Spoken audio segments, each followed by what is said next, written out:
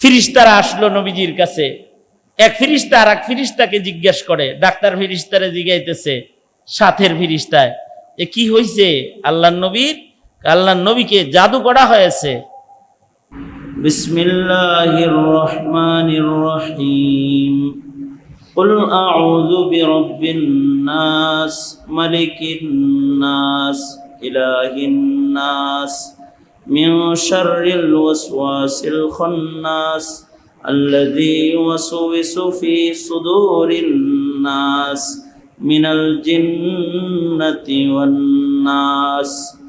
وقال النبي صلى الله عليه وسلم ألا إن في الجسد لمضغة إذا صلحت صلح الجسد كله وإذا فسدت فسد الجسد كله ألا وهي القلب أو كما قال عليه الصلاة والسلام. लगातार तफसीर शेखुल हदीस अब्दुल कादिर साहेब दामद बरकातुहुम তিনি তার জিন্দেগীর একটি অনেক বড় মেহনত, যে তিনি কোরআনে কারীমের শুরু থেকে তফসির শুরু করেছেন এবং শেষ পর্যন্ত মানুষের সামনে কোরআনে কারীমকে পৌঁছে দেওয়ার জন্য একটা চেষ্টা করছেন। এই চেষ্টাটা অনেক বড় একটা চেষ্টা, এটা ওনার জিন্দেগীর অনেক বড় একটা অর্জন, যে গোটা কোরআনে কারীম জাতির সামনে উনি তর্জমা করছেন, ব্যাখ্যা করছেন। ওইটার খাতেমাটা, শেষটা সুন্দর একটা অনুষ্ঠানের মাধ্যমে করবার জন্য যে মোবারক আয়োজন করেছেন। খতমে কোরআনের পরে দোয়া কবুল হয়, খতমে তফসিরের পরেও দোয়া কবুল হয়। আমার জন্য সাআদাতমন্দি, এটা আমার খুশনসিবি যে এইরকম একটা মোবারক মাহফিলে, মোবারক দোয়ার অনুষ্ঠানে আল্লাহ তাআলা আমাকে শামিল হওয়ার তৌফিক দান করেছেন। এই জন্য ব্যক্তিগতভাবে আমি শুকরগুজার, আলহামদুলিল্লাহ। আর আপনারাও যে থাকতে পারছেন, আসতে পারছেন এই মোবারক দরসে কোরআনের মজমায়, আপনাদেরকে যে আল্লাহ তাআলা শরীক হওয়ার তৌফিক দান করেছেন, যাদেরকে আল্লাহ আনছেন, এই আমলটাও যদি কবুল হয় তাহলে কোরআন ময়দানে মাহশারে শাফাআতকারী হবে। কোরআনে কারীম হাসরের মাঠে শাফাআত করবে। কোরআনে কারীমের সাথে কোনো সম্পর্ক যদি কারোর প্রমাণিত হয়ে যায়, সে কোরআনে কারীমের শাফাআত পাবে ময়দানে মাহশারে। এই অনুষ্ঠানটা হইতে পারে শাফাআতের জন্য উসিলা, যদি আল্লাহ তাআলা কবুল মঞ্জুর করেন তো এটা শাফাআতের উসিলা হয়ে যাবে ইনশাআল্লাহ। আল্লাহ কবুল করে নাকি আমিন বলেন। তাফসীর তো ওলামা হযরতরা করেছেন বরকতের জন্য। শেষ ভাগে কিছু কথা। কোরআনে কারীম এমন একটা কিতাব, যে কিতাবের ভেতরে আল্লাহ তাআলা সকল প্রকারের সকল সমস্যার সমাধান কোরআনে কারীমের মধ্যে আল্লাহ তাআলা রাখছেন। এমনকি কোরআনে কারীম এটা জিসমানি এবং রূহানি সকল রোগের ঔষধও আল্লাহ পাকের কালাম। অনুনাজ্জিলু মিনাল কুরআনি মা হুয়া শিফাউ ওয়া রাহমাতুল লিল মুমিনিন। অনুনাজ্জিলু মিনাল কুরআনি মা হুয়া শিফাউ ওয়া রাহমাতুল লিল মুমিনিন ওয়া লা ইয়াজিদুল যালিমিনা ইল্লা খাসারা। কোরআনে কারীমের মধ্যে আল্লাহ তাআলা সকল প্রকারের ঔষধ দান করেছেন। মুমিনকে কোরআন সবসময় উপকারী করে। এটা ক্ষতি, ভীতি কাফেরদের জন্য, যাদের ঈমান নাই তাদের জন্য। আর মুমিনের জন্য কোরআন হলো রহমত।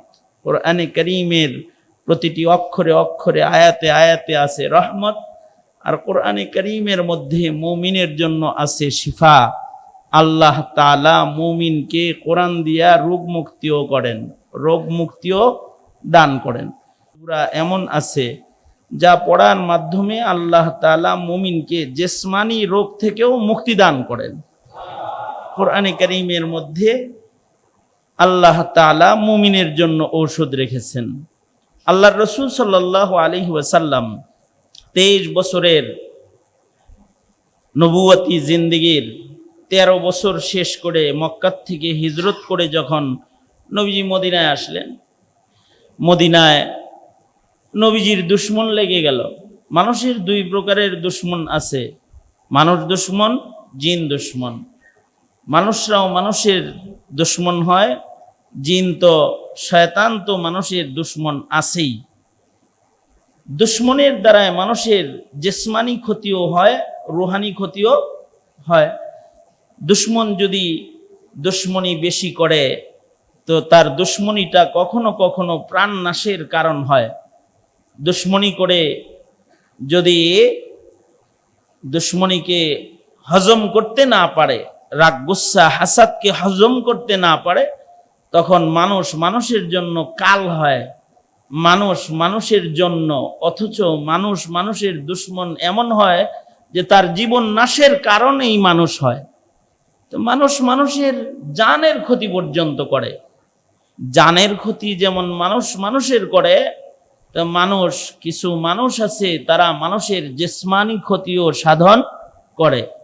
কিছু মানুষ আছে মানুষের মালের ক্ষতি সাধন করে। কিছু মানুষ আছে মানুষের ইজ্জতের ক্ষতি সাধন করে। কিছু মানুষ আছে আরেকজন মানুষের হিংসা বিদ্বেষে আরেকজন মানুষের মাল সম্পদ ক্ষতি করে, জানের ক্ষতি করে, সুস্থতার ক্ষতি করে, অঙ্গ প্রত্যঙ্গের ক্ষতি করে। রাগ গুচ্ছায় মানুষ মানুষের অঙ্গের ক্ষতিও করে। অ্যাসিড মাইরা দিছে রাগ গুচ্ছায়, একজন মানুষ আরেকজন মানুষের গায়ে আগুন ধরায়া দিছে রাগ গুচ্ছায়।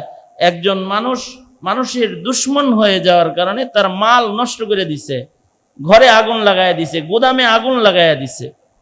মানুষ মানুষের এই রকমারি দুশ্মনী করে। এই দুশ্মনীর থেকে বাঁচার জন্য কোরআনে কারীমের গুরুত্বপূর্ণ আমল আছে। মানুষ মানুষের সম্পদ ডাকাতি করে, চুরি করে, এর থেকে বাঁচার জন্য কোরআনে কারীমে আল্লাহ তাআলা আমল দান করেছেন।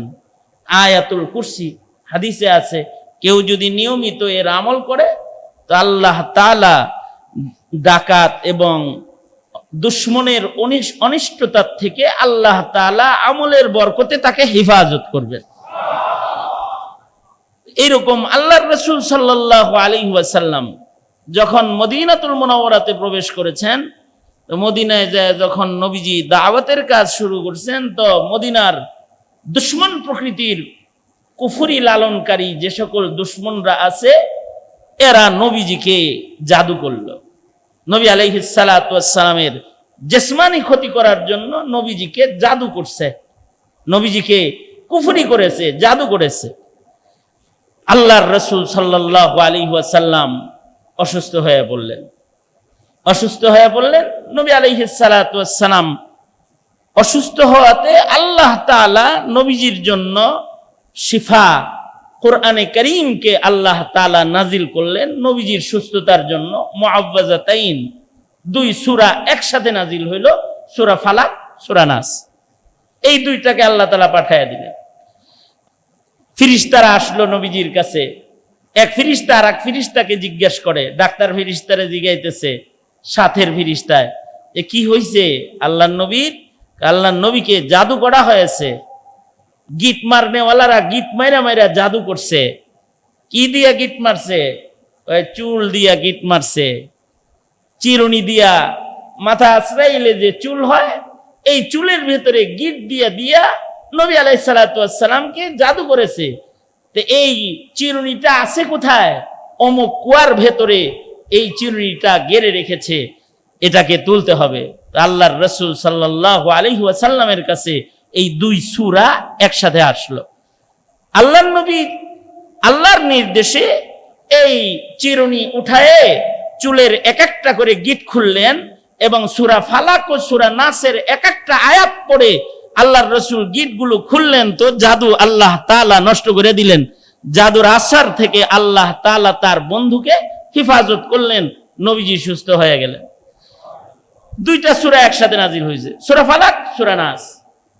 সূরা ফালাকের ভেতরে আল্লাহ তাআলা জিসমানি ক্ষতির থেকে বাঁচার জন্য আল্লাহর আশ্রয় নবীজিকে কামনা করতে বলেছেন এবং নবীজিকে বলেছেন, নবীজি আপনি বলে দেন উম্মতকে, আপনার উম্মত যদি জিসমানি সকল ক্ষতিও হাসাদ থেকে, হিংসা বিদ্বেষ, সকল ভাইওয়ানাত, সকল প্রাণীর ক্ষতির থেকে, হিংস্র প্রাণী, দুশ্মন প্রাণী, হিংস্র মানুষ, দুশ্মন মানুষ, তাদের ক্ষতির থেকে যদি নিজের দেহকে যদি বাঁচাইতে চায়, তাইলে তারা যেন সূরা ফালাক পড়ে, তারা যেন আল্লাহ পাকের আশ্রয় গ্রহণ করে।